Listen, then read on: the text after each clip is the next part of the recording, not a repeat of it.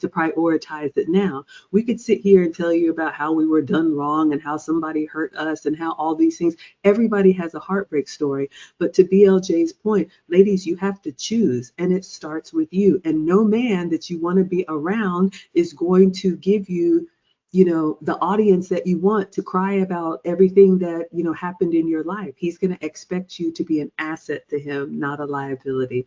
What would you add, Lucy? Thank you, BLJ, and the other co-sponsors of this live stream. But yes, I love that he talks about not the what, but the how, because the how takes into consideration that you have to take accountability of what's happening inside of you and how you're going to make things better for you. And again, it's one of those things that you either look at life as someone who will find opportunities everywhere, or as someone who will always be, the poor me in life. And we see that, all the time, even in social media, all these TikTokers talking about, how all these men have done them wrong.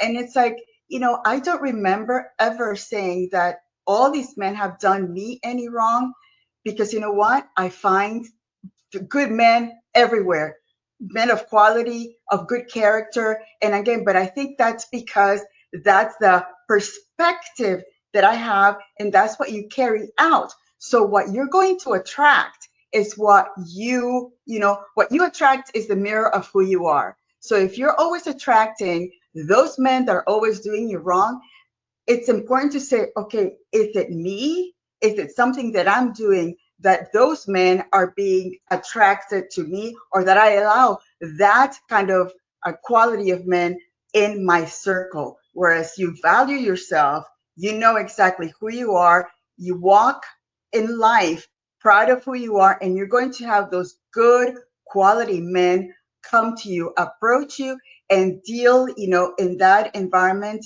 with the people that you want and the people that you attract. Absolutely true. And speaking of good quality men, I am so impressed with the men that we have in our community supporting us, covering us. Lucy and I are so grateful. We do not take it for granted. You all could be anywhere. And even though we're teaching the women here, you all create a space for us to continue to get this message out. So thank you.